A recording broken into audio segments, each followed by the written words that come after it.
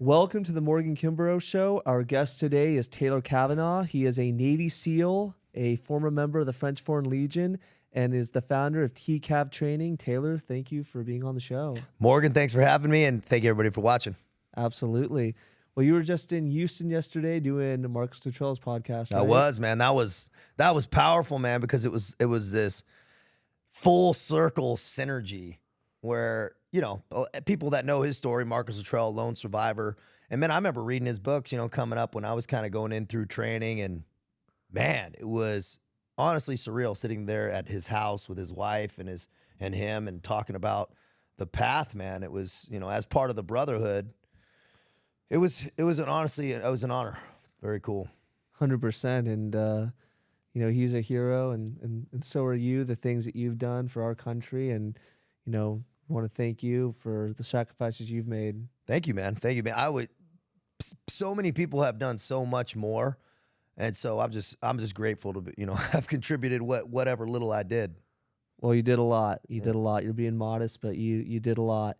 And we'll talk about that. But, you know, we always want to start with, you know, you talking about, you know, your story. You know, you grew up around here in San Diego. When we talked offline, we know a lot of the same places. So let's start with your Genesis story. Yeah, man, we're North County boys, which is cool. Yeah. I don't think I've ever had a chance to sit down and talk to somebody from North County. And, you know, coming back, it was cool to see because how much this place has exploded. I mean, you being from San Marcos is like a hub now when it used to be just growing, and even Poway.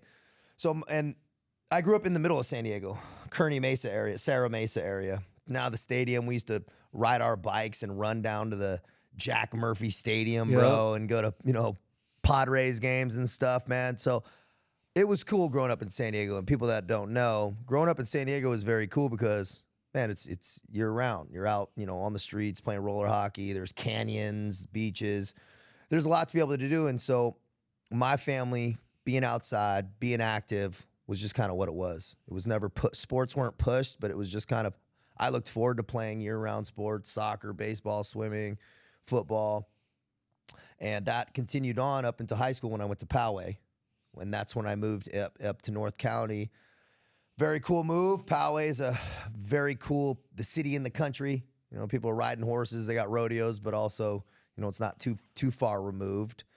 And it was during that time, playing sports, doing well, when I really started to just get some bad habits, man. You know, I got kicked out of high school for weed possession and some fights and just causing problems, and lost some scholarship opportunities and continued on, just barely got into like a D3 in Orange County, Chapman University. But still, you know, at that freshman, just in general, I know that's hard. But for me, I was pushing the pace. I walked through a plate glass door, tons of stitches on my face, was in a car accident going into freshman year. So couldn't play football, that loss of identity, which through my story, that losing of identity and then having to recreate oneself has been a real central piece, and what I ended up having to really get rooted in. And I think a lot of people do, but this was one of those phases where losing my identity with sports really pushed me into this kind of darker world of just drugs and alcohol, and no real discipline, no foundational blueprint to actually root me in a good daily process what the sports had done. So I continued on in this dealing drugs and doing drugs, and now I'm in junior colleges, but now I'm failing multiple. And so now I've been in three colleges in a year and a half span. And this was when I had one of those moments of clarity where I knew I needed to change when something bad was going to happen. So I gave my dad all drugs and money I had. I said, hey, I need to leave. And I moved to Boston for a couple of years. And that's where I started to kind of really lock it on, and ended up coming back to California, where I ended up graduating from University of California, Santa Cruz. Go Banana Slugs. Nice. I went up I did school in San Jose State, so 17, that crazy road. Yeah, between the 17, bro. That's powerful. Dude, that was a cool place to go. It's beautiful up there. If people aren't aware, man, the redwoods, the campus is beautiful. Really, really cool place to, if I would have been more disciplined. I got a degree by the skin of my teeth, but pretty epic place, yeah. Yeah, I mean, it's a wild place. I mean, it's kind of, up north, right? Liberal, and especially Santa Cruz, right? Kind of the hippie Oh area, yeah, right? man. Yeah, I knew I wanted to go in the military. So being there, saying you're going to go in the military, is people look at you like you got a dick growing out of your forehead. Yeah. Very odd. And I wanted to be a SEAL. I wasn't telegraphing this, but I knew I wanted to be a Navy SEAL. So it was very, people like, well, why would you want to do that? Yeah. And I'm like, well, why would you not? So finished there, and I had stacked quite a few problems, legal problems, misdemeanors, a bunch of them though. And that put me on a probationary term where when I tried to go enlist in the military, they said, dude, you're on probation. You can't get in here. We can't even deal with you. So this is when my maturity was like forced growth. I just had such little view of the future. I mean, I was going to school, but looking back, I had no real game plan. I was like, yeah, I'll go in the service, not really realizing the administrative hurdle, mountain, and possibly not even allowing me. I had been doing by all these small little actions and things, and not seeing the big deal here and there. But altogether, it was a really big deal because it was a pattern. It was a sign. It was a pattern of poor choices. And so that's what the judge saw when I came in there, and he goes, dude, we're sending you to jail if you're serious about this. And so that's what I did. They gave me 6 months in Santa Cruz County, which I ended up serving 4. I did 4. So I really did 90 and some change. But that 23, fresh out of college, right into jail, lockdown facility. And that was somewhat of a good experience in the sense that I felt good that it was clearing it up. And that was like the next step. But man, it opened there's the devastation that methamphetamine does, mental health. I saw some crazy people poo painting, man, just crazy insanity. People coming in on really evil charges, bro. The energy of that in the observation ward and stuff. Very, very, very surreal experience looking back.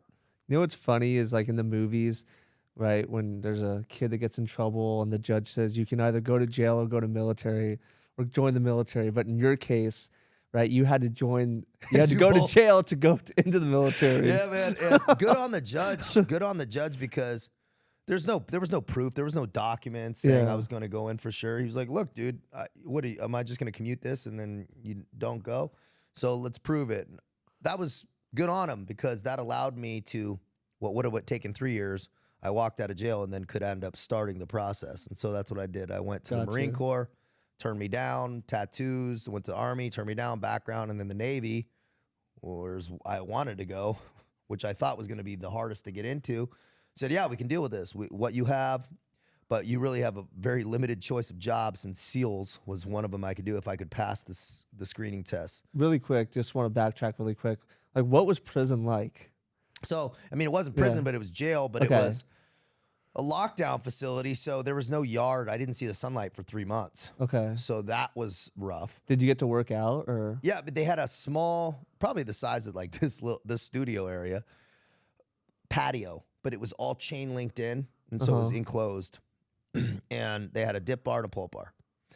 And I volunteered to work for the jail, so I had a little bit more freedom of movement. I was like, oh, they're like, hey, we need volunteers. I was like, I'll do laundry or whatever.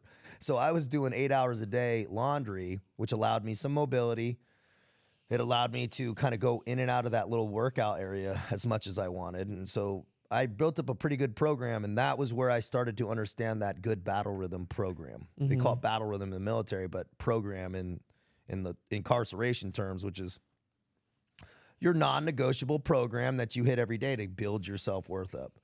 And, what allows you to progress, what improves your mental clarity. So that's what I started to do there, dips, push-ups, burpees, and all that shit.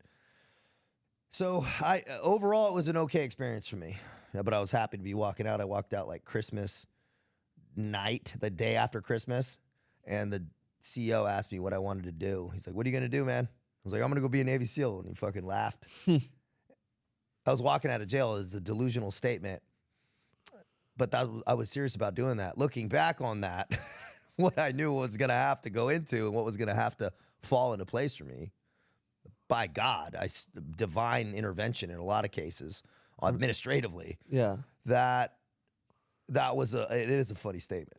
Yeah, yeah. And it's laughably ridiculous. Yeah.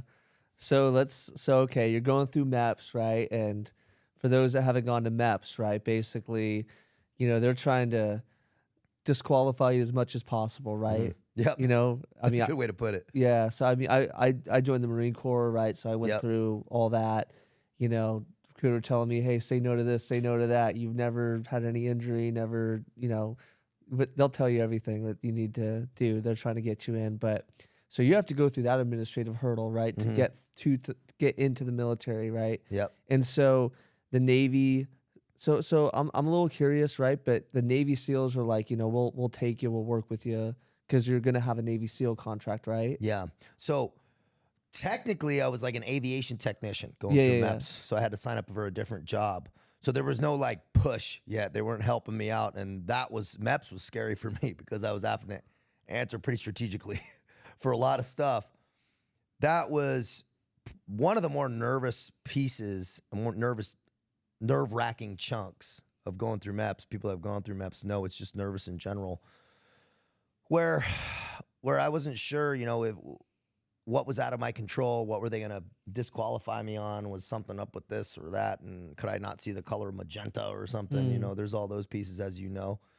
And so getting through that felt great, man, getting through it, because I still was on an aviation technician job, and then it took me about 9 months to get that SEAL contract. I had to go down Naval Amphibious Base every week, do a SEAL screener, get ranked up, get a contract in San Diego, which was very competitive at the time, and get a lot of face time with active duty SEALs, retired SEALs who were in this Naval Special Warfare community motivational group that was kind of like a formalized program that allowed guys who wanted to be SEALs some training and guidance to go into the pipeline. And so I got some letters of recommendation from those guys, and it ended up working out for me. Gotcha. So you get in the military, right? You go to boot camp, and then from there, right? So it's not in your contract initially. It's like, hey, you're applying. That's the intent before you go in. Yeah. So I signed a new contract as a SEAL Challenge contract, and I shipped to boot camp with a SEAL Challenge contract, and I was in a SEAL candidate boot camp. At the time, they were called 800 divisions. And so I was in an 800 division, was all SEAL candidates, and then we went through boot camp, then into BUDS prep, then into BUDS. Gotcha. So let's talk about BUDS. Man. Were you a first-time go?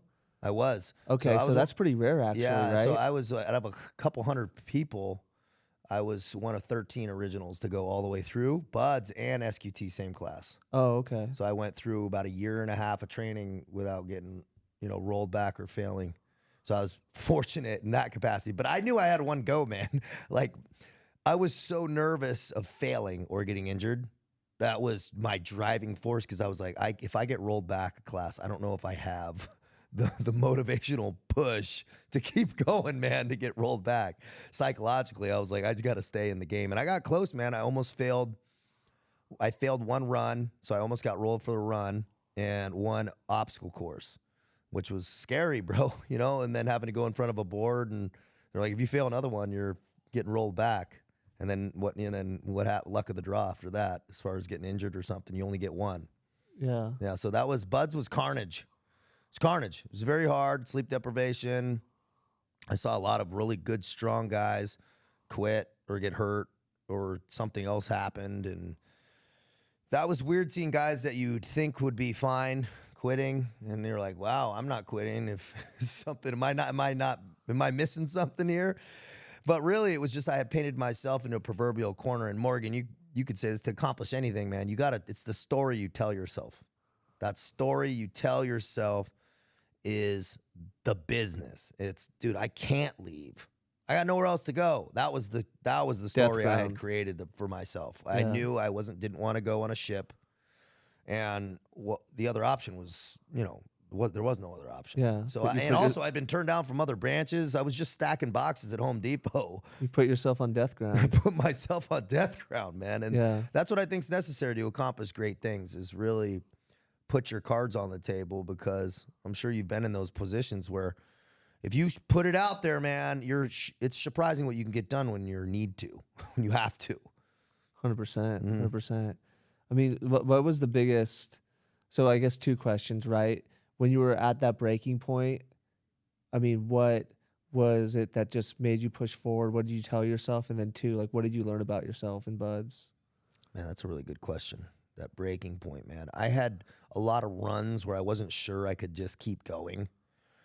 So I just bit the elephant how you can eat it, one bite at a time. I'm like, well, I can take another step. And that's kind of a cliche to say it, but really that's often said because that's the only truth. Bro, you really only have this present moment and then the immediate next one. Yeah. It's all you have. My mom always used to tell my brothers and I, put one foot in front of the next. That's all you can do. All you can do. And that journey of 1,000 miles, begins with one step. Well, it also begins, that journey is all the steps. So just focus on that. And I was like, I can take this one next step. All right, I can take this one next step. And those wake ups, I had a problem with my feet at one point where I had like MRSA. I had initially had boots that were too small, and I had sand get in there, and they were rubbing the top of my feet. So I got a bunch of scars, and I couldn't get my boots on one day. And I remember having this moment. I'm like, dude, I can't even get my boots on. I had to cut them to like get my feet in. And I thought, well, this is kind of how it ends. And I was like, well, let's just see how this works out. If I just like slide them in there and what do you know? Things, if you don't tap out, man, it's going to get worked out one way or the other. So you might as well stick around and just see what happens. And truly, man, blessings are given. And if you meet God that 51% of the way, amazing things, doors open up, man. Just push past that fray. One of my buddies, Ryan Williams, a SEAL instructor he said, that scene in Indiana Jones where he like steps and like has to just like that leap of faith. He's like, oh, take a leap of faith. And he just steps and then the next step. Yep. Because of the perspective changes. That's so true, man. It's like the path illuminates as you walk it. So just take that leap of faith, man. Whatever capacity people are watching this, everybody has their challenge. Everybody has that path they're walking. And if you're stagnant and not happy, then there has to be a point where you enter into that fray, that unknown. And that takes a little bit of faith, man. It takes a little bit of faith in yourself and God and the situation. Prepare yourself correctly and then just go. It's the only way to do it and keep going. Keep taking those steps. Don't stop. 100%. I love that. I mean, talk about your faith. I mean, you're open with your faith, and I think that's amazing. Mm-hmm. What is your relationship with God, in terms of these things you've been through that's, pushed you and, just what you've been through, right? It seems you've always had an angel on your shoulder. Yeah, and I truly know that too, Morgan. And anytime I ever lost the path and kind of started to fulfill my own wants, things didn't go well. Yeah. Right? A lot of friction.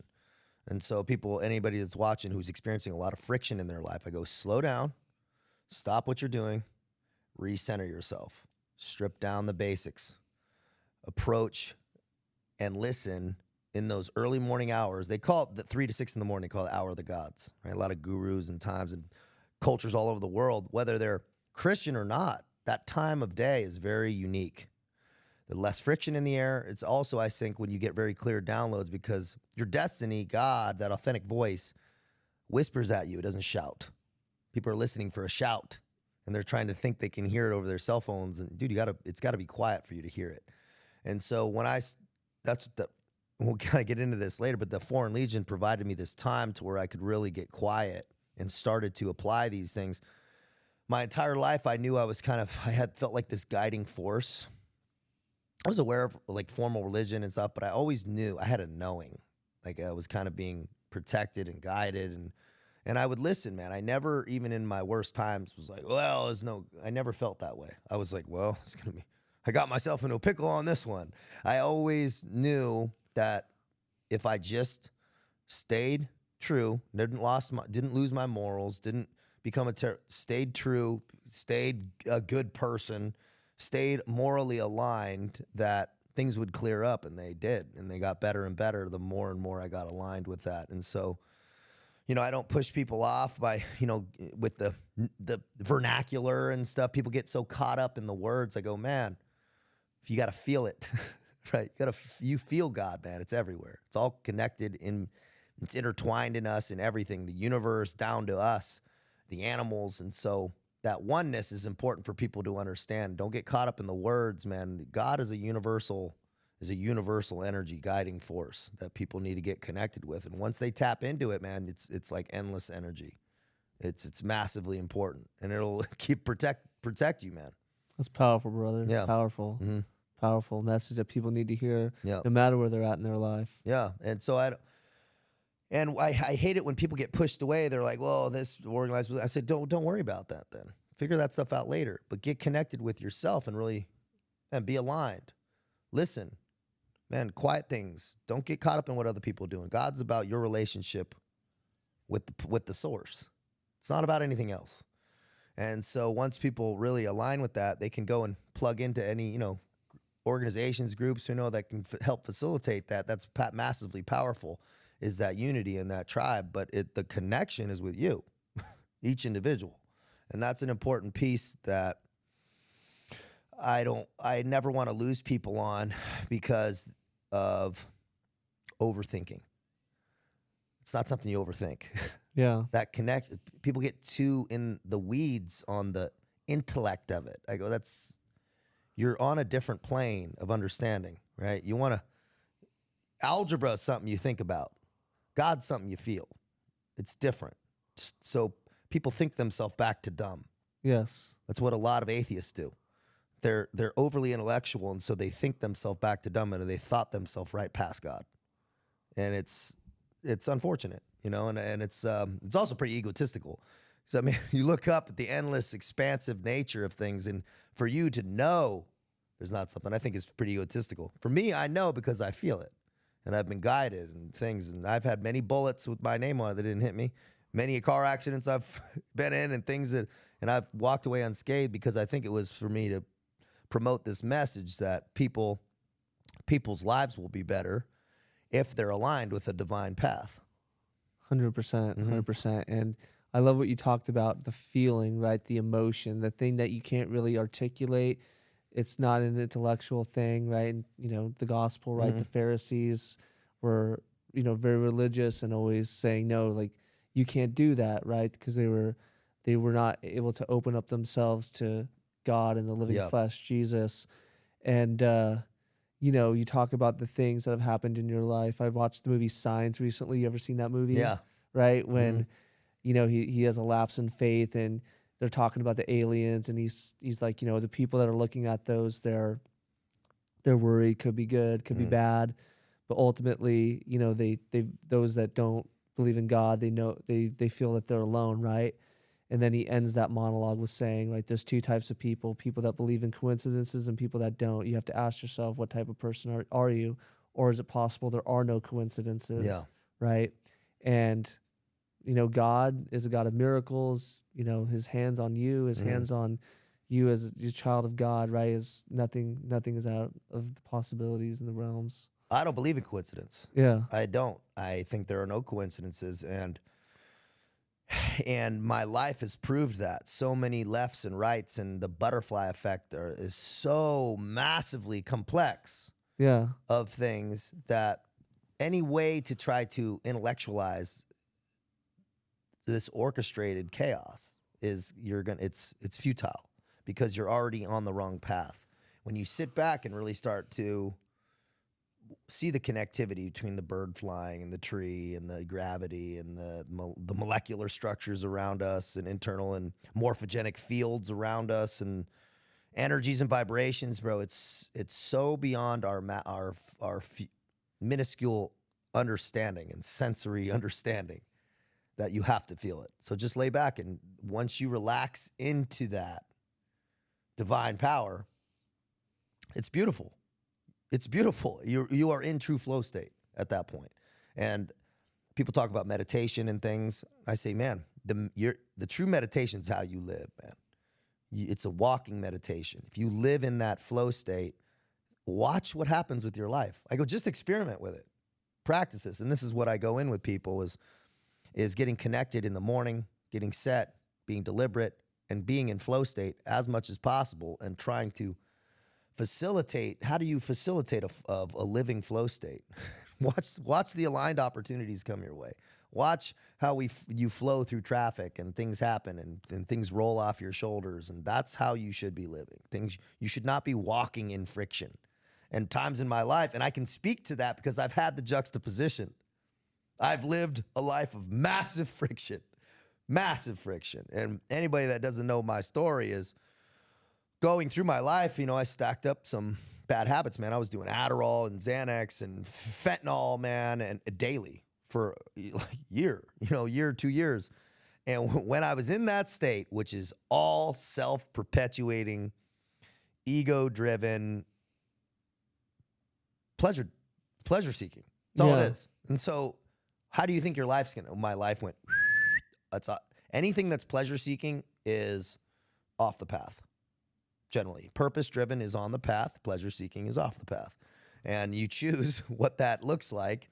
And if you choose purpose over pleasure, more often than not, your life's going to be better. It's on a better path. And when I was on that pleasure-seeking path, arrests, jail, not to mention the shattered integrity. Integrity is you're not divided against yourself. I had a vision of myself. I wanted to live this way, but I'm living this way. Yep. And so my daily actions aren't aligned with the outcomes I want. Yes. It's not going to work. And so that is truly the definition of out of alignment. And so when you're doing that, it's like, I always say, when you're driving on the freeway and you kind of veer off and it's like, yeah, that's how a lot of people live their lives. And that's how I lived my life for a season, is emotional outbursts, jail, relationships shattered, professions ruined, just burning bridges, just absolute chaos and unmanageable chaos. Having warrants for my arrest thrown in the trash, just getting it. And then when you decide decide to feel and live differently, that goes poof, poof. And now all of that wasted energy, that energy you've been hemorrhaging, can now be focused in what? Purpose and building, and not fighting to get back to zero. And that was a lot of my path, Morgan, to this chair, was learning that process. Yeah. Well, I believe it's the book of Proverbs that says, right, that sin is pleasurable for a season, and that's the trap that people will find themselves in, right? And, man, that's good. And like, it feels good, right, in the short term, and it can for a period, but then ultimately, right, you just descend into more and more chaos and unsettlement, right? We see it out here, right outside. Yeah. There's people out there on the streets where when they were in high school and partying or whatever, and it was a good time. It's a slippery slope, yeah. That ain't a good time out there, bro. Yeah. Living on the streets in a tent. No. Some of those people aren't mentally disturbed. They just have really bad habits. They've stacked up for a long period of time. That was a season it was fun maybe, and now it's not. Right? It's turned into something else like that. Proverbs. There's also Proverbs that says, man determines the path, God determines the steps. Something along those lines, which I find very powerful because people talk about free will. This is also a very interesting thing about destiny and free will.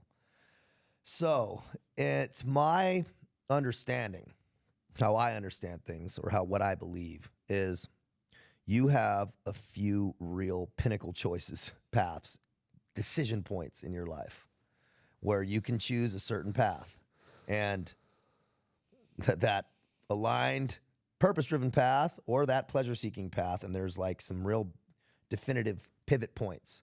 And those moments right there are going to decide now, and the butterfly effect of how that actually transpires is kind of where God comes in. What does that look like? But there's like moments of free will where people go, I'm going to live better from this point on. Where I'm not going to, I'm cutting that vice. I'm going to cut that person or place out of my life. Those like major big decision points are important, man. So if you're at one of those winds of change seasons where you're starting to, your consciousness is becoming raised and you're going, oh, man, I need to make some change, make that change. Listen to that voice where it's telling you, make that positive change. That's your path, right? Pick a better path and allow your blessings to come. Don't block your blessings by picking a poor path, man. Amen. Amen. We are in control of our destinies, right? But God helps, right? And Yep. it's and you know what you're supposed to do, right? So as I've tried to pour into people that have just come into faith or are trying to get their lives back on Hmm. track, right? You know, somebody asked me, right, should I join the military? Well, he said, will God be mad at me if I make the wrong decision in terms of if I join the military or if I take this job? And I told him, God's not going to be mad at you for either of those decisions that you make, right? Obviously, pray and spend time with Yep. God to make that decision, but he's he'll be mad at you if you decide, you know what, I'm just gonna be in my mom's basement and play video games all day and watch pornography. He'll Yeah. be mad at you for that Yeah. to take that path in life. He's gonna provide you counsel and guidance of which way to go that's forward. Yeah. I like that. And Yeah. also how you live that path you choose. Exactly. Like, what state of mind are you in? If you choose that job, like, let's play this. Let's play I have a homie, he calls them not mind games, but thought experiment. Yes. If you play this thought experiment, okay, you go pick that job. Well, are you sitting in that cubicle or wherever and miserable and and then taking your off time and participating in vices and living poorly? Or you go in the military and you could do the same things there. How are you living Yes. that reality? That's the choice, man. That's your path of choosing. It's like, it's not the what, it's the who. People focus on the what so much. And I go, dude, it's the who that you should be focusing on. Who is, I don't care if you're in the military or in a profession, you could be on Wall Street or wherever and be a great stand-up, badass human being and live a great life. Live on the aligned path wherever you're at. Who, right? So when I get working with people, the first thing I ask is a lot of questions because first it's like, well, what does success look like to you? Where do you want to align with? But now none of that matters. You're not going to achieve any of that. And if you do, it's not going to last if the who isn't stacked correct. If you're not aligned, you're not clear, you're not being conscious, you're not being mindful and strategic, you're not having good daily structured disciplines of physical health. These pieces, doesn't matter what blueprint you do after that, you're going to crush it. If those are all structured well, because that is your 10.0 divinely aligned self, is a fully actualized, clear, morally clear person of integrity. Boom. No matter where you're at. So that's like the path, is how it's at least how I understand it and view it. 110%. Yeah. And so let's kind of tie in your coaching, right? I mean, to clarify, so your fitness coaching, is it also life coaching as well? Or? It's holistic. Okay. And so that word is, I do probably 25% of what I do is actually fitness. Okay. Right? Because it's not really the centerpiece of my life either. I don't spend all day in the gym. I don't prefer to. It's not where, it's not nerding out on workouts. It's not how I get down. It's never really been that interesting to me. I like it. I enjoy it, but just a piece of my life. And so that's how also I work with guys. And so I'll ask them a lot of questions. A lot of it is, well, where are the glaring friction points? Some people need to focus on the fitness. Some people I work with already have high level of fitness, more than me in some capacities.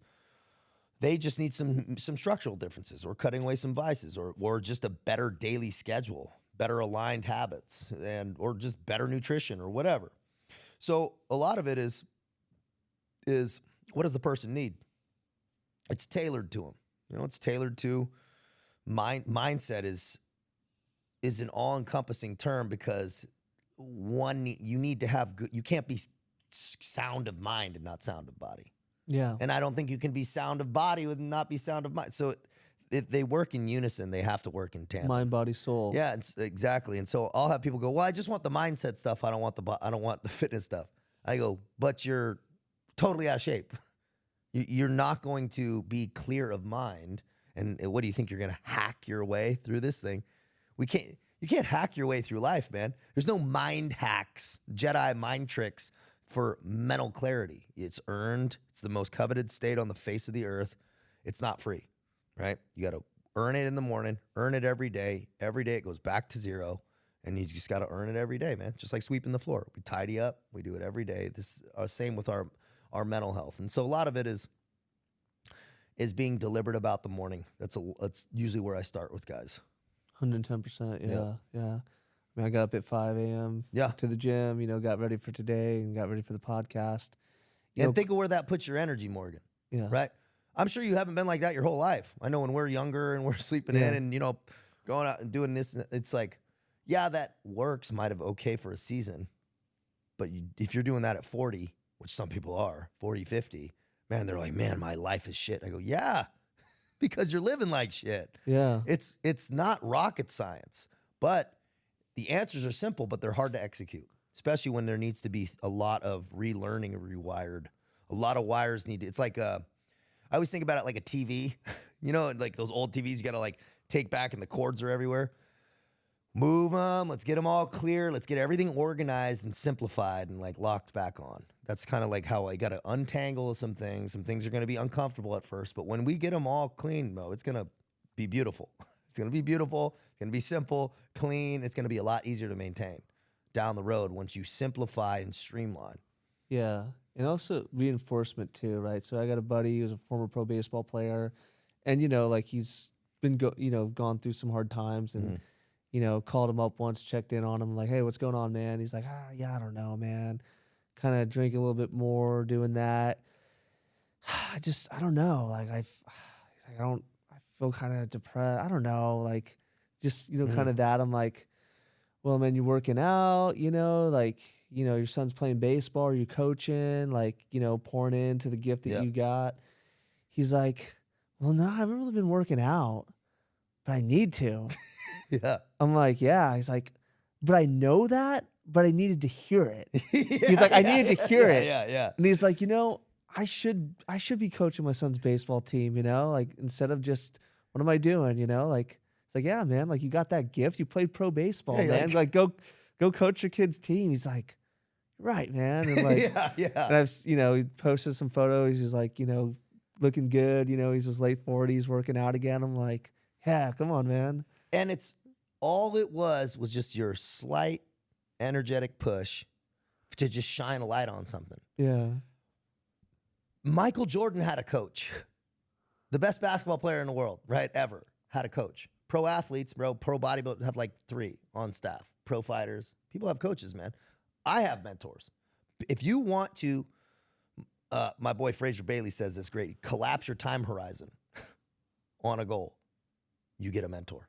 Yeah. Get outside accountability. You get expedited information delivered to you. A lot of lessons learned. Man, if I want to go into real estate, what am I going to do? I'm going to hit up one of my buddies who knows it and go, hey, I want to sign up so I can get all those lessons learned and save all that money down the road on mistakes fast. And so that outside accountability, because the truth is, let's be honest, it's 10% information, 90% accountability. Yes. It's what it is. Like there's no new Gucci way. Dude, we're not splitting the atom here. But it's clean, consolidated, because there's analysis paralysis. Let's be honest. Is it keto? Is it this? Is it that? There's a bazillion things. It's people so much they don't even do anything. So it's consolidated information. You know what works. You see who's delivering it. You see what their social proof is. You go, okay. And then it's, do I respect this person enough to listen to what they have to say? Like your buddy obviously respects you. So he's like, oh, yeah, that's a good point, man. If you were like somebody living their life terribly, he wouldn't listen to you. You're like, yeah, dude, and you're coming from a clear point. You wouldn't be able to give that information if you weren't living in the correct way. You wouldn't be able to see it. You'd be wrapped up in your own shit, And so there's that synergy, that tribe. It's so helpful, man, when you have that connectivity to put people on the right path. And now his life's different. And it could just been that little bit of a, not seeing things from that light. Oh, yeah, you're right. Why did I not see that? Dude, that's the name of the game, man. That's how we elevate each other. 110%. Yeah. 110%. Well, I want to shift gears a little bit and kind of go back to, your SEAL career. Yeah, man. Right? The brotherhood, the tribe, right? The push, the motivation, what we just talked about. And, kind of go back on the timeline. So after Buds, right? And then, being a SEAL, right? Yep. Let's talk about your SEAL career. Yeah, man. So I graduated with class 284. Went to SEAL Team 7. Spent 7 years there. So I was sniper, JTAC, advent laden specialist, which is like low visibility operations. And so that was powerful, man, because it was my dream. It was exactly where I wanted to be. I love the culture. Still tons of respect for the culture. the community, the guys. It's really unbelievable. Really, really cool experience. Got to go to Yemen, deploy to Iraq, did some stuff down in Mexico. So cool, man. But during that time, it was like about 4 years in, I was on a really good clip, early promotes, this and that. And then I hit a guy in a bar. That caused a bunch of friction, right? Just getting ahead of my skis, that momentum. Yeah. I tell people, bro, if you're peaking, be very careful. Why'd you punch him? Just we had friction. He said something, and then I laid into him, and there were some things that had been building that I was aware of, but wasn't really paying attention. There was like a girl I was on a date with, and some things in local that whole thing. But I was like, we're not paying attention. Could have totally removed myself out of the situation. Didn't, right? And so I'm no victim in this situation. But that caused me serious friction with my security clearance, this, that, and the other things. And so I'm now deploying to Iraq with this hanging over my head, coming back, having to do a deal with a jury trial and then potential other things. Now I'm on formal probation. And so, but made it through, messed up again. So now I'm dealing with, now everything just collapsed, right? This was that I wasn't learning. I was like not wanting to be different and being like, oh yeah, it's all, I'm disciplined, I'm working out, I'm this and that. But there was still like this glaring piece of just drinking way too much and being out of control. Simple as that. I would be so locked on, and then I go, yeah, but on the weekends, I turn and burn, and then I'll be back at work and good to go. And, but you can't bend reality. And this is what happened to me later is you're stacking karmic debt by not living your best life. You're just simple as that. If you're losing your wits about you, you're playing with fire. You're going to get burned. And that's exactly what happened to me. And I ended up having to go to jail twice and lost my SEAL career. Failed a steroid test. The Navy JAG hit me on, and that was really what pushed me out. Took a general discharge. And then I was out, man. That was out. And it was a pretty wild feeling being like the only thing I ever wanted to do ever. And I saw myself staying in, man. That was there. I had no real plans to get out. I loved it. Was now over. Walking out of jail, signing my DD2, I was done, man. And so moved into the next phase. Yeah. And let's talk about the next phase and that kind of, let's say your gap years. Yeah, the gap year. Yeah. Yeah, man. And so I leveraged contacts. I'm good with like maintaining relationships and because I care about people, man. Yeah. I do. And so I had some good connections and said what I wanted to do and got plugged in and ended up going into a residential real estate development company for a large private residential developer on a large project. And so now I was pretty much took a lateral financial move. I was doing all right. I had the girlfriend and the truck, and then I'm like, all right, doing all right, but was stacking bad habits, Adderall, Xanax, weed, was drinking every day to kind of take the edge off, but not like out of control. I was just every day though. It was kind of, every day though. It was building up. Yeah, and it was just every day. And so I'm going to the gym. Now I'm sipping vodka after work at the gym, right? Because I'm like, oh yeah, I'm done with work, sipping out of like a water bottle like this. Yeah. Like very odd. It's like not normal when I look at it now, but it just was like, yeah, cool. We're at the gym lifting. I'm sipping on. It didn't even register to me that wasn't normal. So that continued on. I ended up going in the cannabis space, took a risk, went in the cannabis space, worked for a venture capitalist. Now I'm pitching decks for other companies and doing different things and raising millions of dollars and in the high rise right here, one of the top floors over there. And dude, now I'm like, nobody can tell me shit, man. I'm crushing it, right? So what I'm doing's working. So that wasn't making anything better. Nobody could tell me shit. But truthfully, I was making money, but I was no discipline. So I was still living paycheck to paycheck, making over 6 digits. What were you paying? What were you spending on? Drugs, man. Drugs. Yeah. And like, I wasn't like out partying, but dude, just my lifestyle, the girlfriend, the going out, just things burn when you have no discipline, And so I was still living in this like stress because I had no discipline built up, no financial discipline, other disciplines I thought I did, but that was disciplined-ish, which is the lie that catches people. Like, yeah, I go to the gym. I'm pretty good. I'm better than most. But, dude, if you're not your best self, you're stacking karmic debt. And I was just building it and building it. And I was taking fentanyl now at night. Holy crap. So I'm snorting fentanyl going face down every once in a while, splitting my chin up, just kind of like rallying. And How did that happen to get the fentanyl? Like, dude, I had gone through like a period of a breakup, and I was like emotionally hurt. And so I knew a guy. I was like, hey man, can I get some like Percocet or something? And he had some of that. And I'm like, oh, this is way better, stronger. So I preferred it.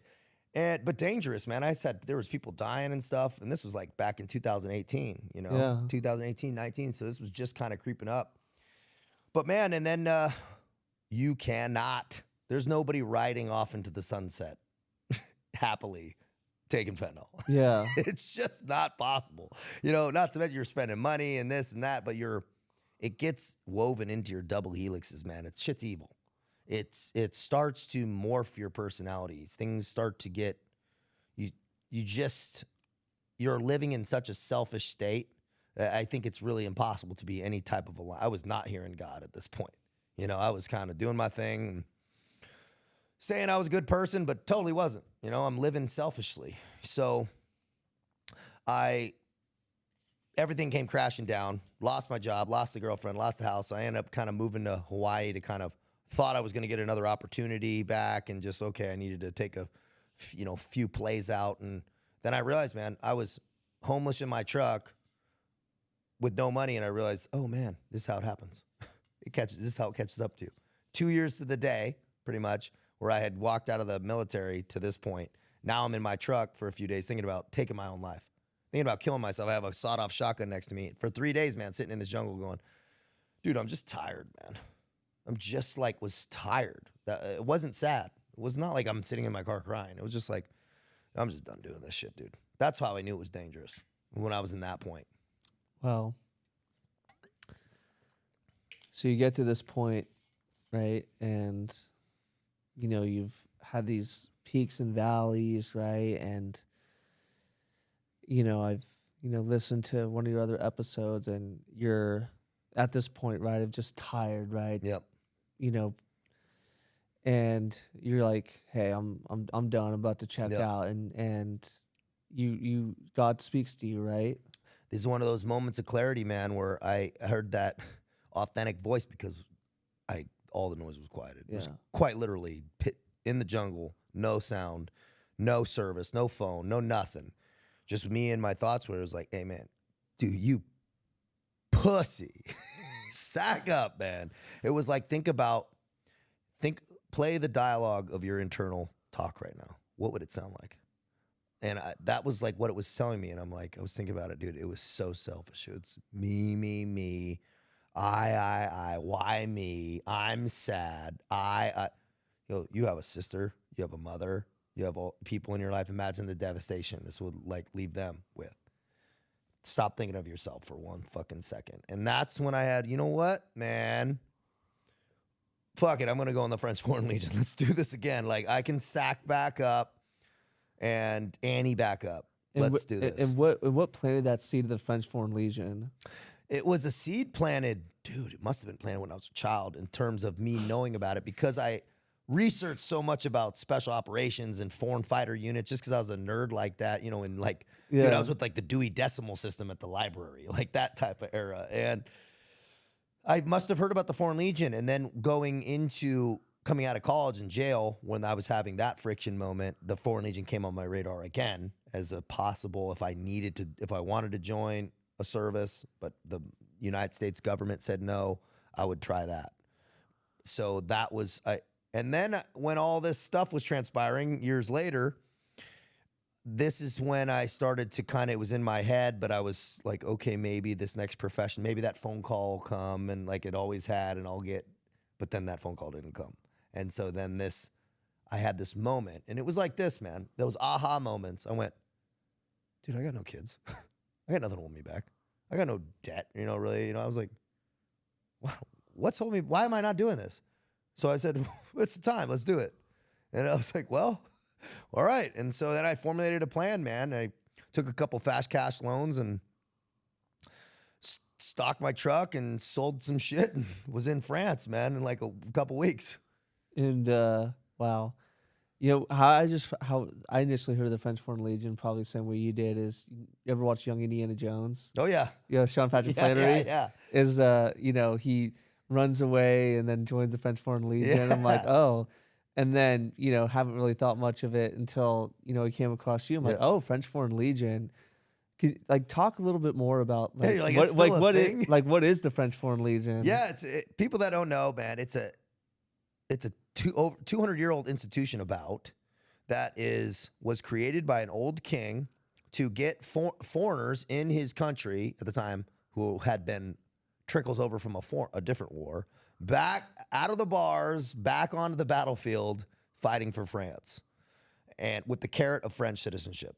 It was modeled after the old Roman legions. So if you served your time, they'd give you French citizenship. And they've been rocking and rolling. They've been fighting in every war since Algeria to Afghanistan. Mm. It's a unit of about 7,000 dudes, like maybe 1% French officers, and then some like enlisted guys, and the rest are foreigners. So 150 nations represented. They just take foreigners. Everything's in French. All orders are in French. So you had to learn French? Yeah. Wow. Oui. C'est obligatoire dans la Légion Oh my étrangère. gosh. And unique in that there's no application process, which people are like, what? You don't call or set an appointment or talk to somebody. It's not like that.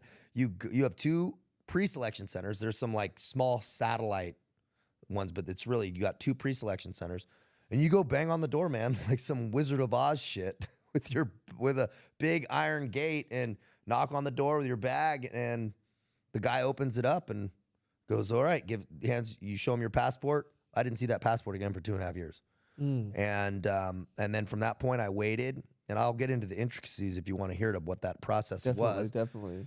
But yeah, so then it was pretty much, then I went down the pipeline of that into the gates. I went in on it was like kind of this time of year, but it was wild because it was Parisian night. It was like kind of raining, cold. It was the hunter's full moon.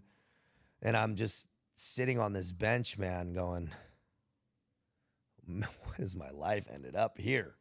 Just alone, but hopeful again, which was that, God gives you those pieces where I finally was back. I felt like I was back on a path of something positive, which felt good because it had been a really long time since I had experienced that. And that was an unbelievable feeling of like, I don't like the word hope so much, but it was hopeful. Man, I had some like hope, because I don't really know a better way to describe it. It felt good to just be like, all right, back into something positive and something drastic, right? The universe and God respect drastic action. When you take control and go, okay, I'm going to make this positive change, and it's going to be like this, and we're doing it now.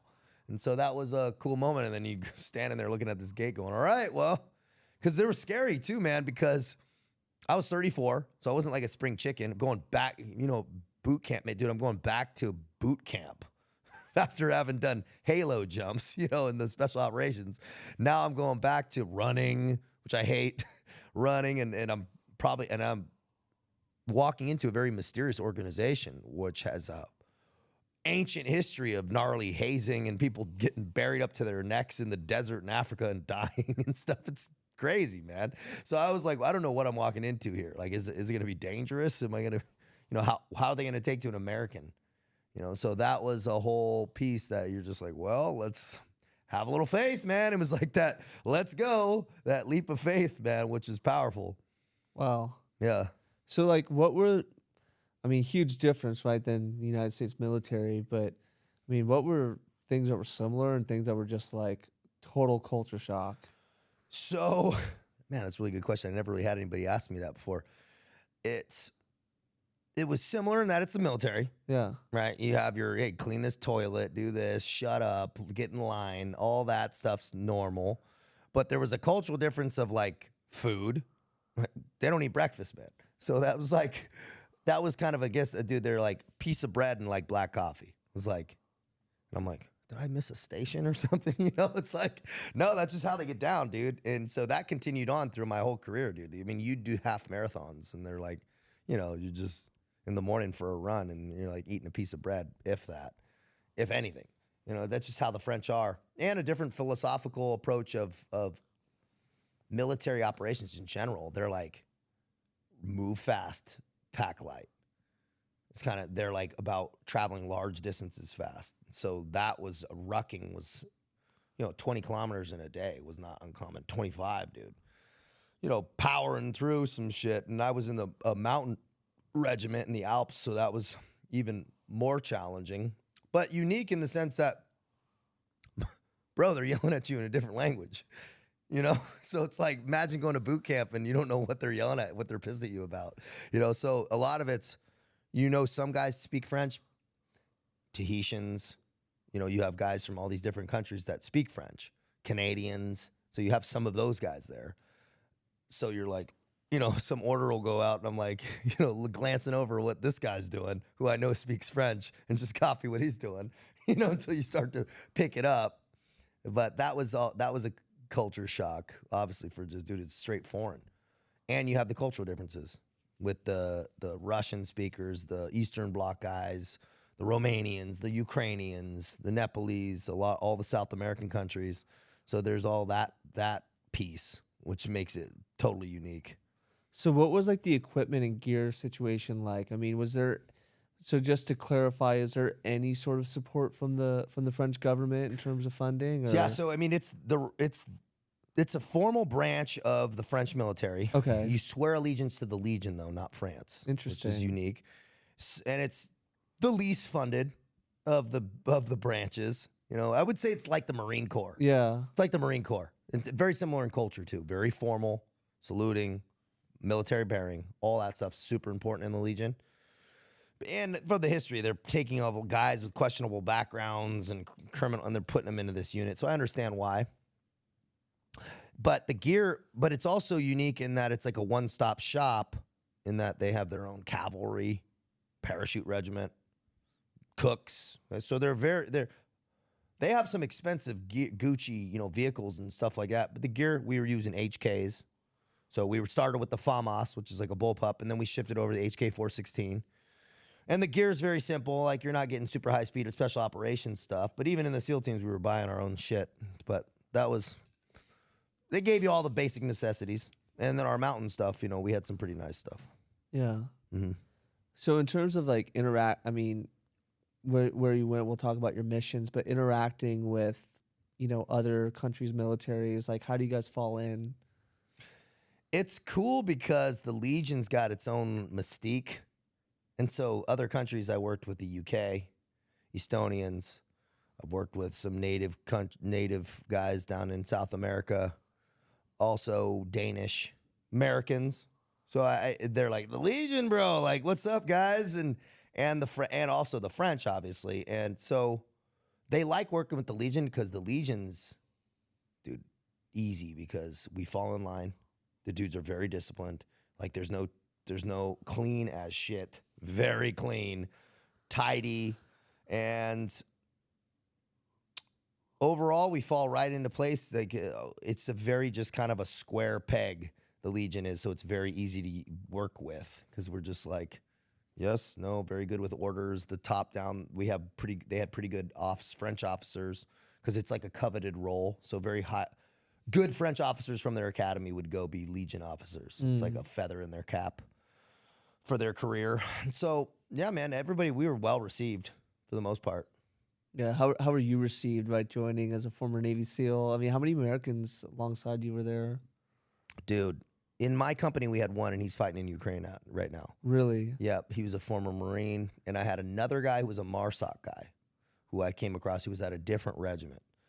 But I'm talking maybe, in all the Legion, maybe like 20 Americans out of like 7,000. Not many. Maybe more, maybe a few more, but not much. So it's very small in that capacity. And I was received rough at first. I wasn't telegraphing the Navy SEAL thing. I was trying to keep that like low key. But people would find out. And so it'd be and then you have, oh, Navy SEAL, come clean this fucking toilet. That stuff. Or, hey, you're tough. All right, well, you get to carry the chainsaw for this 14-day jungle op. Stuff like that, man. I got a little extra love. Or go in that Mercury lake and go pick out the diesel engines, from this gold mine we just came across. So I got a little extra love. But after, like most places or all places, you get a little FaceTime. They learn that you're not going anywhere and you're tough and can hang, and it's all good. After that, it was fine. And you get some rank. Yeah. Right. So I ranked up. I went to a couple promotional courses that required you to go to like more obstacle courses and runs and things. And so by the time you get to that point, you know, your life gets better. Yeah, so kind of similar. Very similar. Yeah, military, you pay your dues, but I don't think I got much extra than other people. I stand out a little bit more, so I couldn't like blend in. Yeah. So that part I would take a little heat every now and again from officers and stuff for not marching right. And I had a one instance where the colonel saw me, and so he made me stack rocks into a pyramid for 3 days in the snow when there's no rocks. I had to like go walk 10 minutes, put some rocks in my backpack and walk back, and I had to make a pyramid my height. Dude, miserable, bro, in like a blizzard. Definitely a strategical and tactical purpose for that, right? Dude, I was like, they can't break me. But it was, you know, you burn off your karmic debt, and it was powerful, though. But stuff like that, man. But for the most part, it was all right. Yeah. Let's talk about the missions you went on, right? Yeah. I mean, you went to South America. Yeah. Did you go to Ukraine and fight, or? No, so we went to the Russian border. We went up to Estonia. So we were deployed with NATO. We were attached with NATO, actually, with the Enhanced Forward Presence Battle Group is what it's called. They had one in Estonia, one in Poland, and one in Lithuania, maybe. So there are these hubs. So where we were in the northernmost east corner of Europe on the border of Russia was the UK, the Danish, the Estonians, French, working together and kind of flexing. But dude, we'd roll out with like 83 tanks. I had never seen movements like this. It was pretty gnarly. I mean, just the diesel gas is like 3 million a day or something, you know, on a movement like that. So that was pretty cool. But the mission was relatively chill. It was like not hot by any stretch, you know. But down in South America was weird, bro. That place is like Mr. Toad's Wild Ride. It is the Wild West. I didn't know France had territory down there. Interesting. So that was a totally new thing for me that dude, they speak French, use the euro. It's the most western point of Europe. I didn't know this. And so going in there was cool because it was a formal penal colony of France. And there's a movie out, I think it was Dustin Hoffman. It's called Old Movie, but it's about that. It's like about the prison down there. I actually kind of want to watch it again. It's unbelievable. But they have the islands out there, and the penal colonies was hardcore, bro. Hardcore. But they stayed there, and what they found there was a lot of gold. A lot of gold. And now they just found oil off the coast. So there's billions of infrastructure money flooding into Suriname. Suriname, French Guiana, and then Guyana, which is like owned by some English, I forget exactly who, but there's like all European, those three countries, just north of Brazil, just east of Venezuela. So we were doing deep jungle operations for 4 months, way out on the Suriname, French Guiana border, doing interdiction for drugs on boats and interdiction of illegal gold mining on foot. Yeah. Well, I definitely want to dive into South America, but we just want to backtrack really quick and kind of, go to, focus on Europe for a second, right? Working with NATO forces. And, there's been, some interesting perspectives on NATO.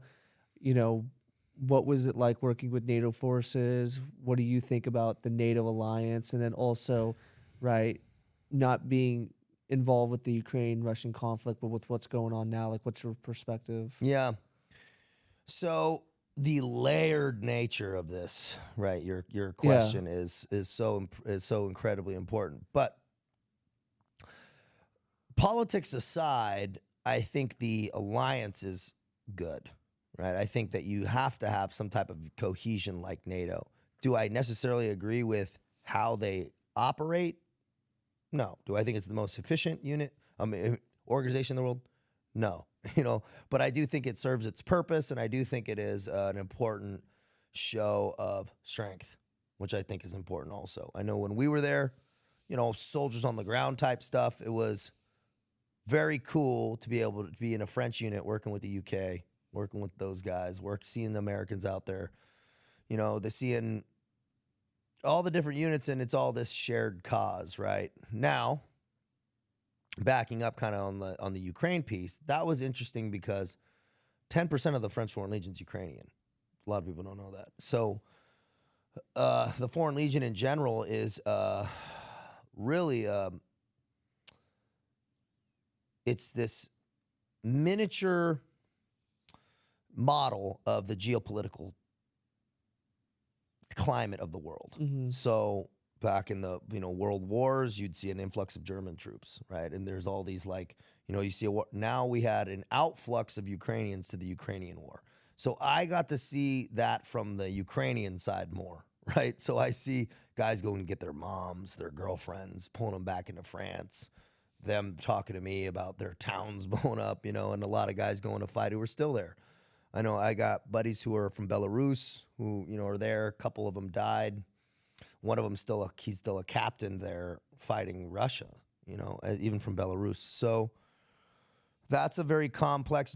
And here's the other piece. Probably not the most. I understand why Putin is pushing back. Yeah. I understand it. Why, and we're creeping up on the border and planting military installations. It's hard for people to think outside of their country and put themselves in the perspective of Putin. And I'm not justifying what he did, but understanding why. He's the leader of Russia. Yeah. Right. And so NATO created in 1948 to stop the spread of communism, right? Another way, right? Stop the spread of the Soviet Union.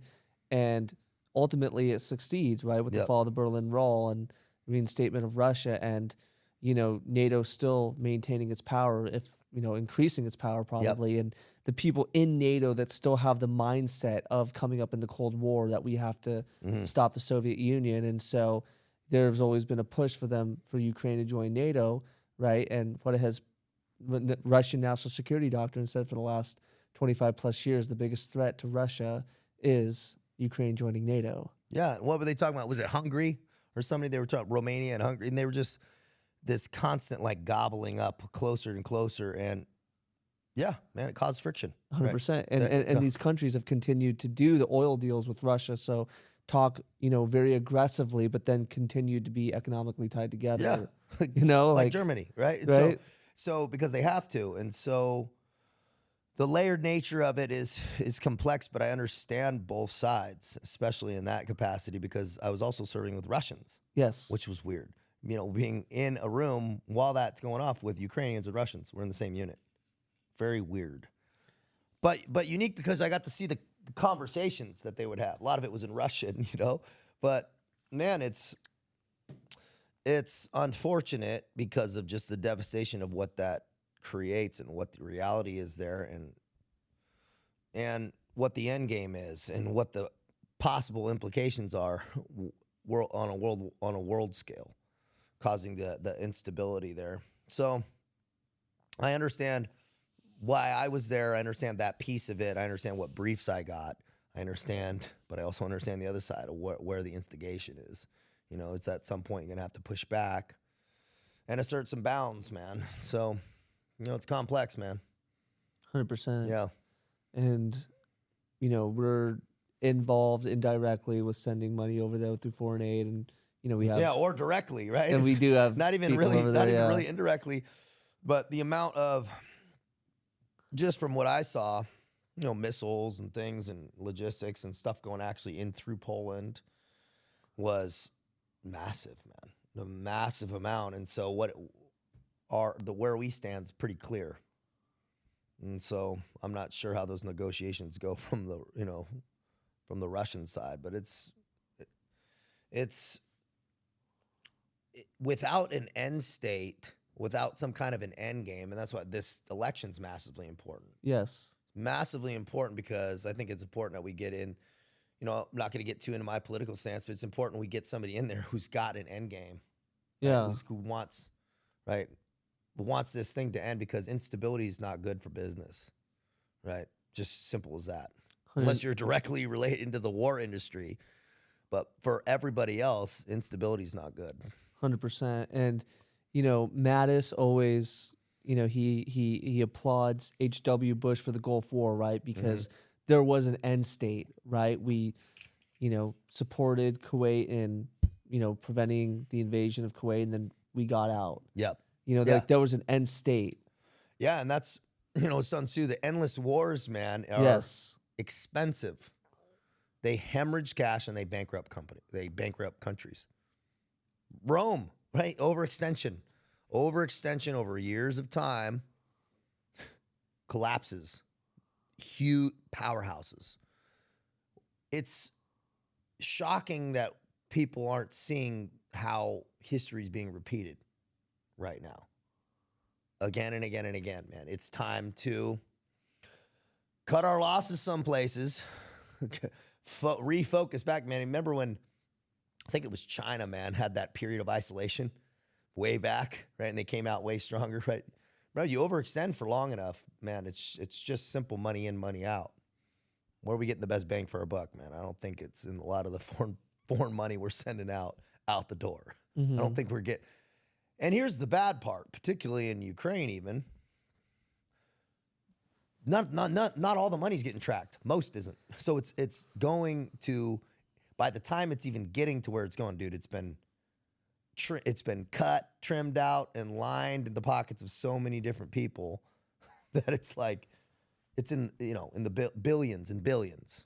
Has not even, it's just lined people's pockets, man. Yeah. You know who Smedley Butler is? No. War is a Racket. 2-time Medal of Honor, Marine Corps general. Yep. So spent 35 plus years in the military and wrote this book called War is a Racket. And basically, it's, and he wrote this book in the 1920s, I want to say, right? And he basically talks about the military-industrial complex. And it's a short book, like 60, 70 pages. And again, this was a guy who was devoted his life to service of his country and talks about the other factors at play, right, that are incentivizing war, even back then. Yeah. And, the military-industrial complex, that's something that Eisenhower warned of. Yeah. Right? Who was the 5-star general of Allied command, right, during World War II. Yeah. I mean, right, it's a thing. Like, we can't deny it. I mean, the people at the highest levels, right, have said this. Well, somebody brought this up the other day, and they were talking about, it's called the black budget or something. It's like the amount of money that's unaccounted for in our government's expenditure is in the billions every year. Billions, nobody knows where it is. Right. Nobody knows where it is. That's crazy, man. That is insane. And it's no coincidence, right around DC, right? They could, that belt, massively skyrocketing property values in one of the richest areas of concentrated areas of wealth is in the area of politics. It doesn't, dude. It's unfortunate, but so clear what needs to happen. It needs to be a massive audit. Massive audit. That's why we got to get Musk in there, bro. Yeah. We got to get Musk in there. We got to get efficiency monsters in there because this place, bro, we got to run it like a business. I agree. You got to run it like a business. You can't keep building yourself. And unfortunately, it's what's that circle that's like it's like the political circle, the rotation. It goes from, all right, revolution to democracy to socialism to communism, back to revolution. Why? Because democracy starts to degrade when people start realizing they can vote themselves into money. And then what happens? It goes back to socialism. And then, concentration of power goes back to communism, then back to revolution. 100%. Right? It's the cycle, man. And so why not get ahead of it, man, and let's fix it now if people are serious about fixing this country. I agree. And it's interesting, right? Because with our the founding fathers, right, their concept of representative government, if they were alive today with just the creation of the bureaucracy and the agencies and the career politicians, is just so different from anything they could have imagined. Oh, bro, this was supposed to be state-driven. Right. The federal government is here to protect personal property, right? That's pretty much it, right? And with some military protection. That's about it for the most part. And then everything should also be pushed down on a state level. Decentralization. We were talking about decentralization in currency and even media, right? Media nowadays, right? Look what we're doing here. Bro, just 20 years ago, this wasn't even possible. Well, you had to be on some big name TV show, and man, it had to have to even get any type of play. This stuff wasn't possible. Maybe on a radio station, on some ham radio, you might be able to put some stuff out, but not like this, man. Decentralization's the movement. It's where it's at, man. Why do we think that should stop at government?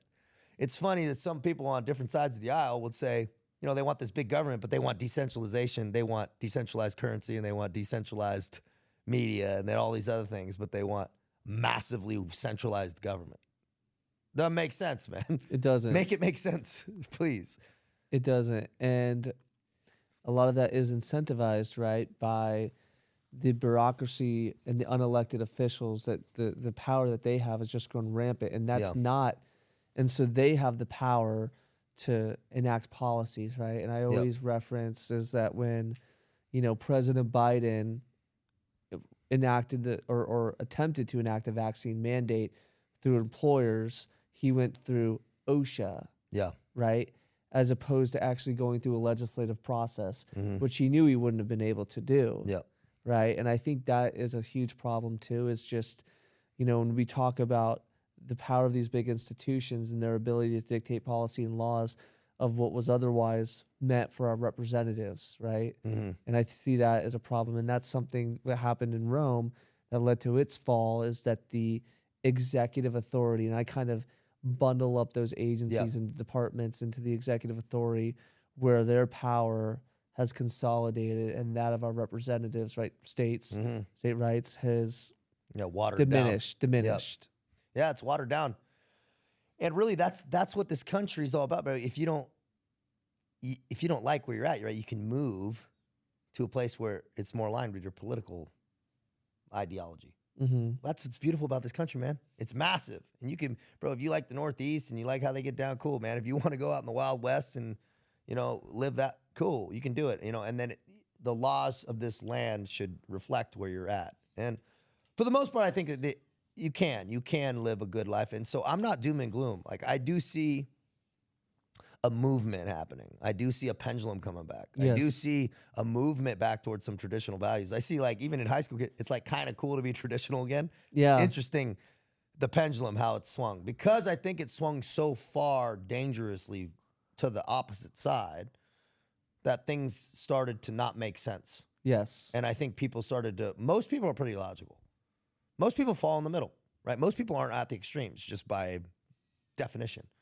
So most people are actually swing votes, right? So people are pretty moderate about, for the most part. Like, they might be conservative in some ways and more libertarian in other ways. And so I think that's what's been nice to see. And I think that this decentralization is very helpful. People can choose what information they want, right?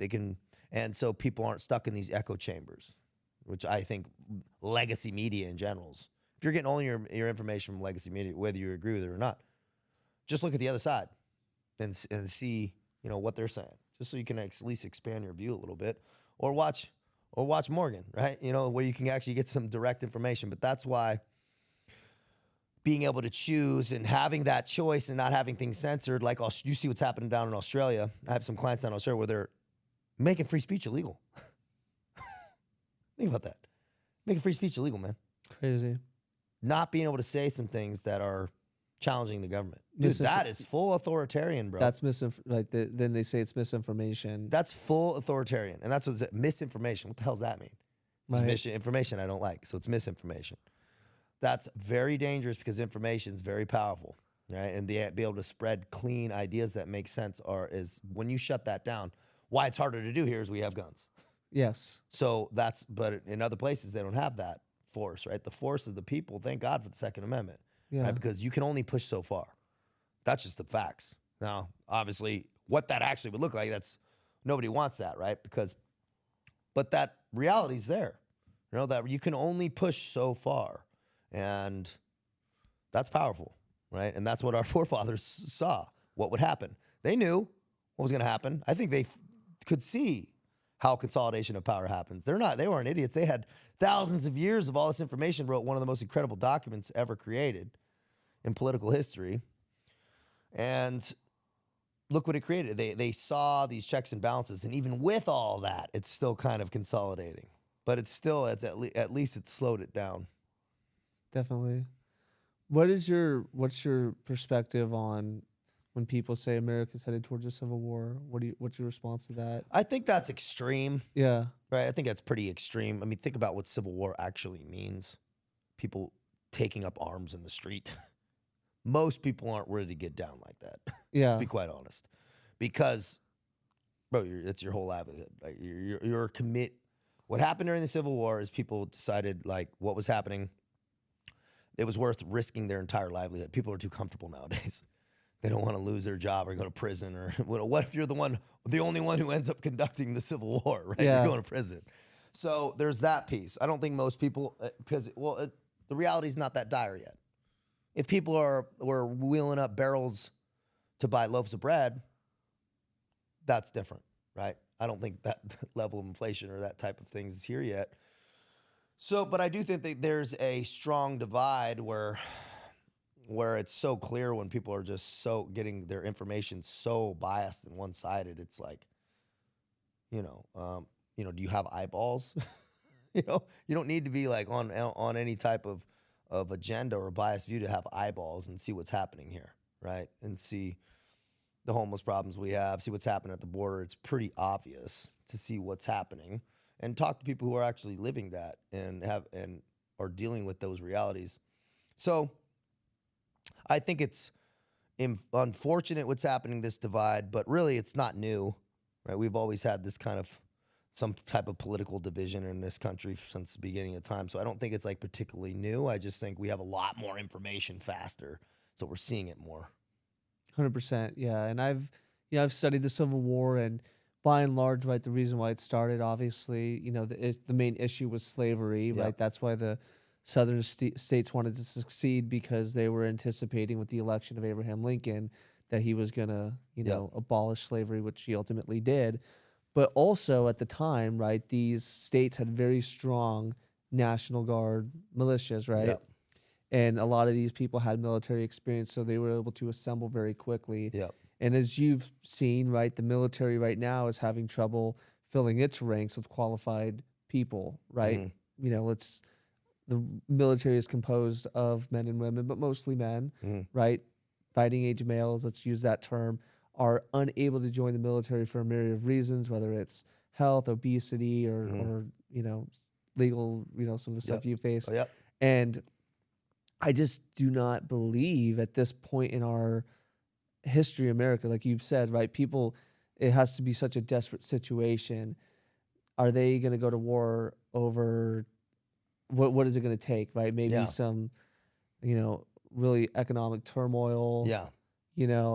2020 was an interesting, I think, well, obviously very interesting time, but kind of what happened. It seemed to me like there were these proxy groups that kind of formed Mhm. that were representing, different kind of establishment.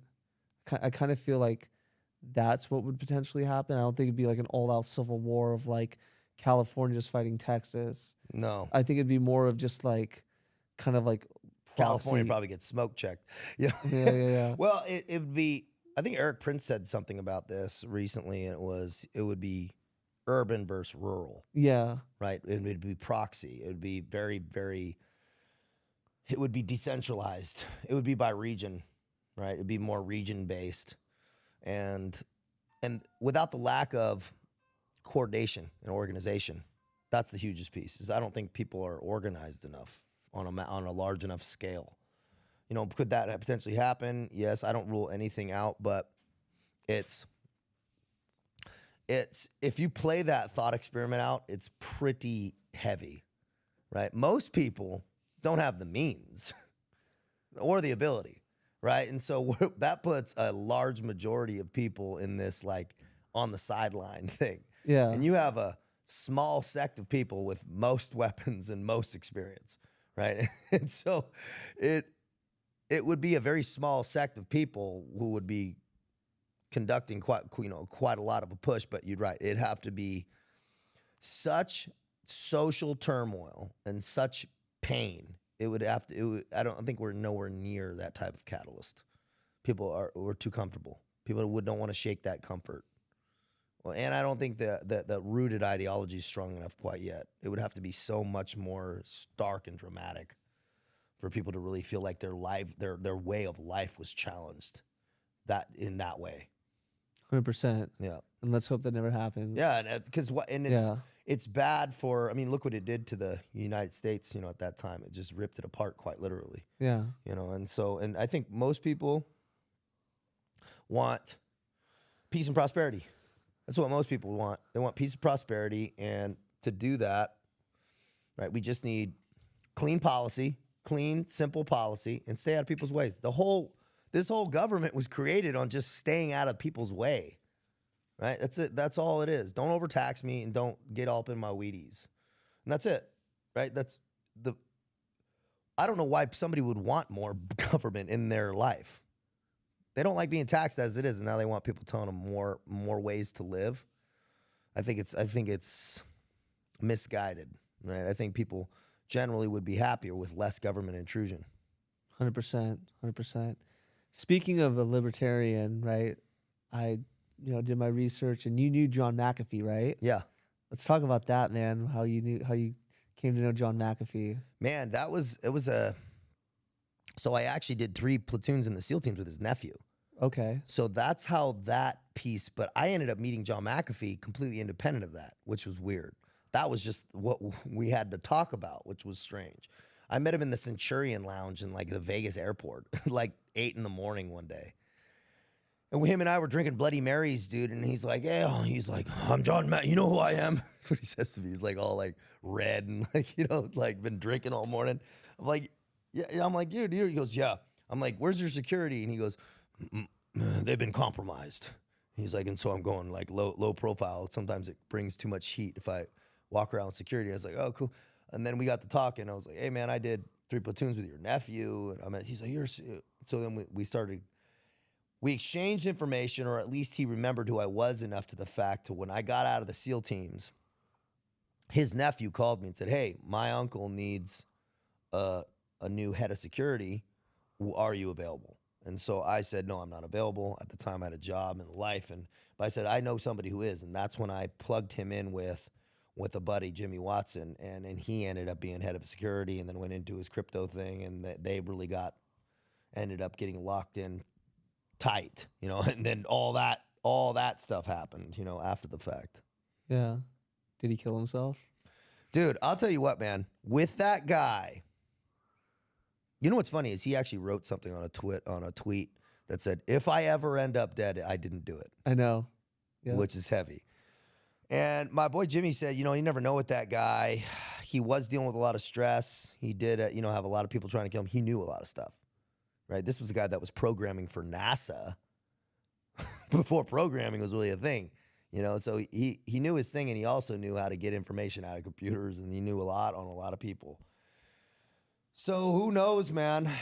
We see what happens now when somebody knows too much and can. It's pretty amazing the tentacles where they can go. So I'm not sure, man. I'm a coin flip. He could be living on an island somewhere or on a boat, and he could be dead. Yeah. Crazy. Yeah. Maybe he's in South America somewhere. Could very well be, bro. Could be in San Diego. Who knows with that guy, dude? Who knows, man? He plastic surgery, that dude, man. He's wild. He's a wild one. I love, he's like, I'm just a man that loves a little bit of adventure and mystery.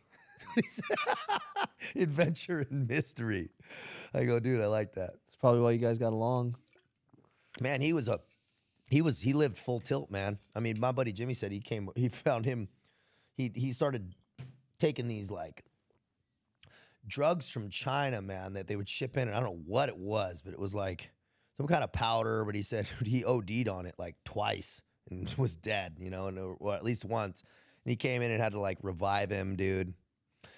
He said, dude, it was wild. And he comes back to, and he was in the hospital for a while and kind of comes back to, and he's like, he's like, I was on an open ocean. And he's like, pretty crazy, bro. That dude's life. Crazy, man. Yeah. Yeah. You almost were the head of his security. Dude, I'm happy I didn't go down that road because that was, from what I heard, was, I'm sure there was some cool experiences. But my buddy ended up going to prison for that. So it's like getting wrapped up with that dude. And he was like, it was crazy, man. The dude he would punch you and be wasted, and he'd have to pull, he had his girlfriend, he had to pull, prostitutes out of his bed all the time. He found them dead twice. He said it was craziness, man. Wow. Yeah. Crazy, man. Yeah.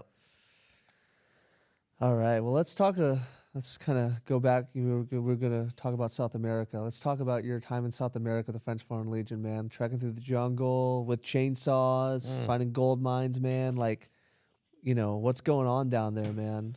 Dude, it's like I said, it was French territory. So the French have their little piggies down there, and formal penal colony. So they have, a lot of years there. I think maybe 300, something like that, maybe four being down there. So they have it's cool because you go down, there's these jungle, and then there's like this French architecture, in the city, Cayenne. It's very strange to see old French buildings with like jungle rot, and the locals down there are cool. I forget what dialect, the language they speak, but they live pretty old school, like on stilts, or on the banks of these rivers and fish and do their thing. And they just want to be left alone, man. And then they were using the Foreign Legion, us, to go down there and do presence patrols. So we do jungle patrols out of this outpost that was like on the Suriname border, but it was 8 hours to a riverboat, to a this, to a that. And then it was on this little outpost. And we would stop the traffic of the boats coming through, check for drugs and stuff. And then we would also do protection of legal gold mines down there, which France is fine if you gold mine down there if they're getting their cut. And those were more formal, larger operations on the banks of these rivers. And then deeper in the jungle, you're going to have the Brazilians coming across the border, who are, most of them are Brazilian by nationality, but they live, way out in the rainforest. So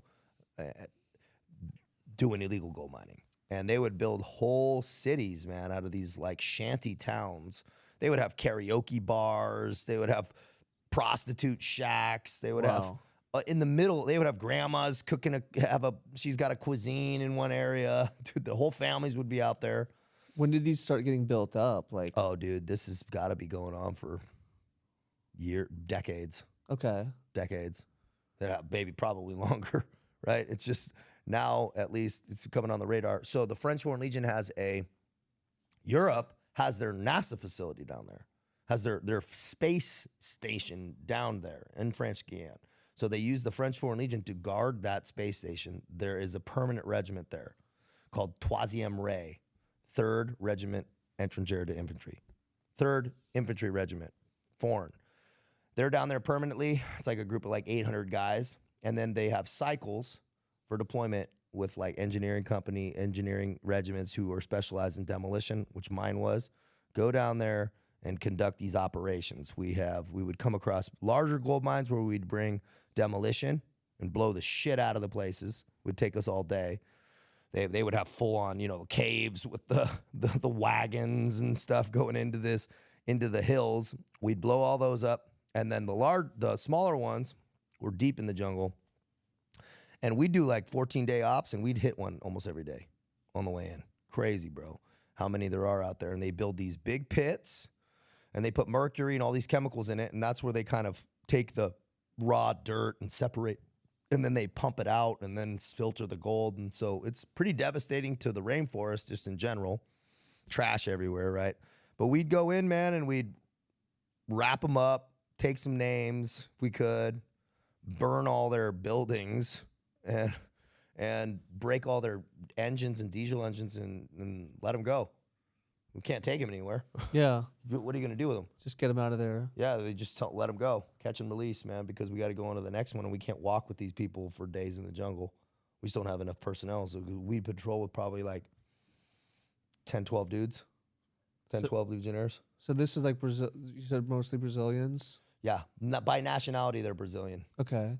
Or do you think they're backed by like cartels or anything like that, or some organized I crime? don't know. Or? I'm sure that there's some overarching guide, organizations. Some had we came across some weapons and stuff. Most of the ones we came across were like families, people Really? like kids and stuff. And so we got women holding kids, and so we were having to manage that piece. The men would just run and leave all the wives and kids with us. And That's so messed up. that's how they all are, bro. And so they would just run away, dude. Nobody ever stayed. And so they'd leave the grandmas and the moms and the wives, dude. And, but we just let them go, take their names if we could. But I'm sure some type of overarching organization is pushing some of this and taking their cut. It just is the nature of the beast. But I don't know, man. You know, it's unfortunate because I understand these people are just trying to make a living and doing their thing. We had our gig though, what our mission was. Yeah. You know. So they need to protect their assets, right? The French in those territories. I mean, yeah, and there's gold down there, man. Yeah. I mean, I'd pick up the sand, dude, and there's just gold flakes in your hand. It's everywhere. It's like laying on the ground. It's quite literally laying on the ground in a lot of these places. And so I knew one small site we had that was legal. I think 7 guys were operating on this site. One got shot through the neck because he lived. I don't think he died, but he got shot through the neck and almost died. Every week they take their raw gold or however they packages it up. One guy gets on the motorcycle and it's like, Battle Dome, dude. And the other dude gets on the back with a gun and he's got his backpack on and they haul ass through the jungle. And dudes know they're coming out, try to pop them and, interrupt their transit. So that's going out. But he was pulling out like $750,000 a week. Wow. To kind of give you a number of this small little one that was nothing special. But it's impressive to get these engines in, bro. In the jungle, these massive machines that assemble them in once you're in, because you can't drive through the jungle in these things, bro. So pretty amazing. Amazing, these dudes getting in stuff on 4-wheelers, massive diesel engines, pumps. It's a serious feat, man, logistically, to actually survive out there on top of it. The jungle is not an easy place to live. You got to drink massive amounts of water, the animals, the insects, the heat, the rain, the mud. I love the jungle in general just because I like that area of operation. I like that terrain. It's probably my favorite terrain of anywhere, but it's definitely hard. They call it l'enfer vert. The French do. Green hell. That's what they call it. And it sounds like hell, dude. It's like all night, man. You sit there in the pitch black for the howler monkeys and the other animals and stuff. It sounds like hell. Do you ever come across like any like jaguar or stuff like that? Just like came around jaguar paw prints. Yeah. Dude, and they're like big as my hand, man. Pretty impressive. I didn't realize how big some of their paws are. Big cat, dude. And those are jaguars down there too, which is the big body one, not leopards. Leopards are in Africa, jaguars in South America. People don't know the difference. Jaguars are big bodied, heavy cats. Like 200 something pounds, man. Wow. You get in any like hairy gunfights in the jungle? Or? No, it's not hot like that down there, man. Because, dude, they don't want a problem with the French military. Those dudes aren't like geared up for that, And so if they see a group of foreign legionnaires coming, they're not trying to get into a gunfight. It's dangerous, They're trying to make their money. They're not trying to sit there and shoot it out. Yeah. So in the French Foreign Legion for 5.5 years? No, 4. So it's 5 years. I ended up having to leave early, so it's 4.5 for me. 4.5. Yeah. So, but that was fine by me, But yeah. 5 is generally the baseline contract. And to get citizenship there, usually minimum of 7. So 7 is usually the minimum of when you can actually naturalize. And that's a process of taking French tests, language tests, history tests. You have a conduct board review and then all these different things. Gotcha. That's good, though, for the guys who need it. I didn't want French citizenship. But, man, Ukrainians, Nepalese, you got all these guys who want that European citizenship, man, because then that's your ticket to Europe. If you have a European nation passport, you can live anywhere in Europe, work anywhere in Europe. And what's cool about the Foreign Legion is even if you don't get naturalized as a citizen, they'll still give you a carte séjour, a residence card. So you can work in all of Europe for 10 years, which is pretty cool. Interesting. Wow. So you got back last December. Yep. Been back in California. What are you doing now? Full online coaching, man. I went full tilt. I started this in my Foreign Legion barracks room because, I went from that place of suicide, man, suicidal state, truly, to having great days every day, right? Living a life of my design. My beautiful fiance over there, pregnant. Pretty impressive, man. I feel great and feel blessed, and just being able to have gratitude every day because for many years, man, I didn't have that. I didn't feel grateful. I had so much to be grateful for, but I couldn't even see it. Couldn't see it because I wasn't aligned, man.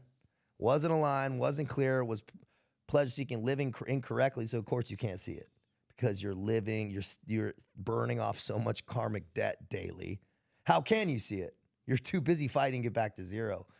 Once that clarity improved, when I started fixing how I thought, how I felt, how I acted, my life started to get better. And so I like to share that journey with people and show them the blueprint that I used and what I do daily still. Love that, man. Yeah.